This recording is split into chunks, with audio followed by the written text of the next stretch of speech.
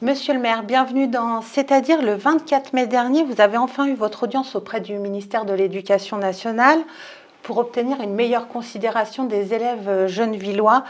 Qu'entendez-vous par considération? On demande juste la normalité, je dirais presque. On demande un enseignant devant chaque classe à la rentrée scolaire. C'était le premier objet de cette demande de rendez-vous que j'avais fait à l'Éducation nationale.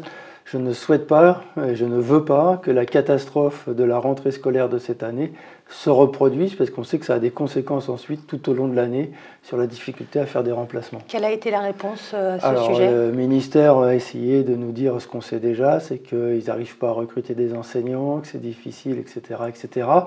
Moi, je leur ai dit, vous avez maltraité Gennevilliers, il faut que cette rentrée, nous ayons suffisamment de profs. Et d'ailleurs, nous proposons une action aux parents d'élèves et aux enseignants, c'est de se faire prendre en photo samedi prochain avec des banderoles.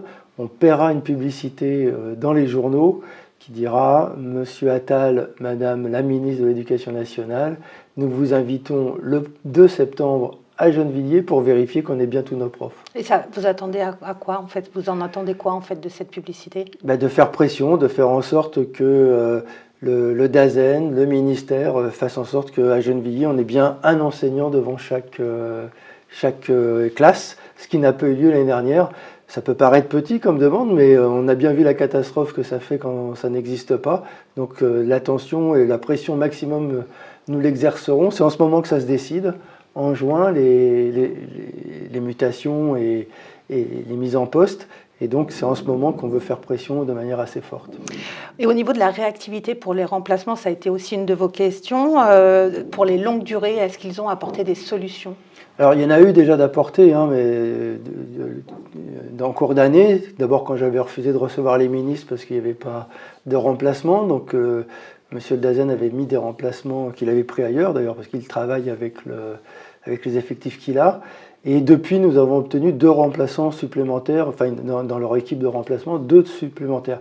Mais tout ça, ça permet que ce soit moins pire, mais il y a encore des élèves qui n'ont pas de remplaçants, il y a des classes qui sont sans remplacement, et la situation est extrêmement tendue. C'est pour ça que c'est important que la rentrée prochaine, on ne la rate pas avec nos titulaires en poste, de telle sorte que les remplaçants soient vraiment des remplaçants et pas des personnes qui prennent les places en poste et après on n'a plus de remplaçants. Mais ça, on aura le résultat que le 2 septembre finalement. Mais on le saura que le 2 septembre, mais la pression, ça doit se faire maintenant. Vous avez aussi comparé les moyens de l'école publique face à l'école privée. Quelle a été la réaction du ministère là-dessus? Aucune, parce que le ministère refuse toujours de faire la transparence. On est incapable de savoir quelles sont les évolutions des crédits d'État aux établissements publics par rapport à ceux du public.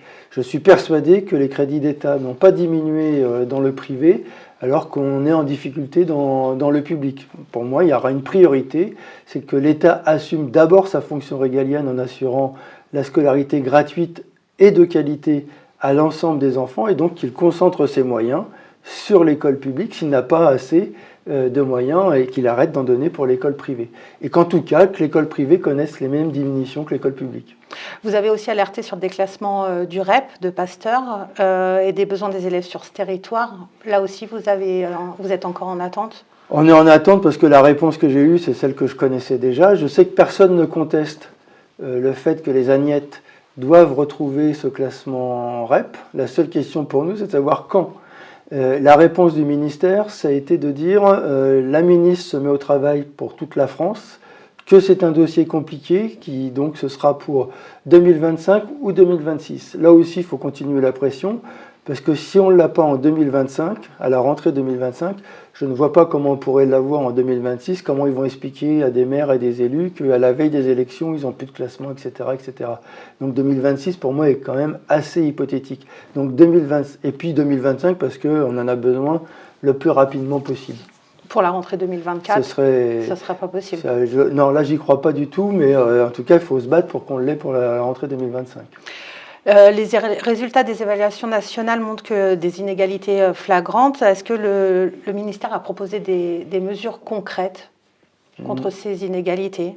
Non, il y a celle qu'il donne sur le fait d'avoir fait des classes demi-effectifs, tout ce qui a été mis en œuvre, qui est contesté d'ailleurs par personne, qui met d'ailleurs le ministère en difficulté sur son nombre d'enseignants, puisque quand on diminue les effectifs de moitié, il faut plus d'enseignants. Ça fait partie des éléments, mais pour l'instant, j'ai trouvé plutôt un cabinet du ministre qui est en difficulté, qui gère des difficultés. Je leur ai fait remarquer qu'ils ont mis quand même moins de temps à casser l'école publique qu'on en a mis pour la monter en termes de qualité, et qui devraient s'interroger sur la qualité des réformes successives qui, au fur et à mesure, créent de la difficulté au travail pour les enseignants, de la non-reconnaissance de leur métier, et puis qui posent quand même aussi la question de leur rémunération pour rendre à nouveau attractive cette profession. Puisque s'il n'y a pas d'enseignants, c'est surtout parce qu'il n'y a pas d'enseignants qui passent, enfin pas de personnes qui passent ce concours. Ils le reconnaissent tout ça? Oui, ils reconnaissent la difficulté en tout cas. De toute façon, ils ne peuvent pas faire autrement parce que c'est une réalité, la difficulté. Ensuite, ils nous parlent budget, etc. Donc, ils m'ont parlé de contraintes budgétaires. Je leur ai dit, mais il y a des entreprises auxquelles on fait des cadeaux fiscaux par milliard. C'est vous qui avez choisi d'alléger des impôts, c'est pas nous. Vous préférez alléger des impôts aux plus riches alors que le service public a besoin d'argent, et notamment l'éducation nationale. Rendez-vous donc le 8 juin pour Oui. tous les parents d'élèves. Le 8 juin, 9h45 sur le parvis de la mairie, ça ne durera pas longtemps. Une photo, venez avec vos pancartes et vos banderoles, qu'on ait une photo un peu dynamique, et puis on publiera ça dans la semaine qui suit, dans les médias, dans la presse. On arrête là, on se retrouve la semaine prochaine dans C'est-à-dire.